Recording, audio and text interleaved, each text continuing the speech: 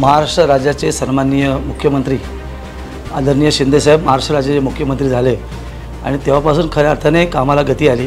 विशेषतः माझ्या अलिबाग मुरुड रोहा मतदारसंघामध्ये अतिशय महत्त्वपूर्ण जी कामं होती त्याच्यापैकी एक रेवस करंजा पूल आणि त्याला जोडून रेवदंडा साळव पूल आणि आगरदंडा तुरमाडी पूल हे खरं तर अत्यावश्यक होते। तळ कोकणात जाणारा हा चौथा मार्ग आहे आणि गेले कित्येक वर्ष हा प्रश्न लोकांसाठी अतिशय भेडसावणारा होता।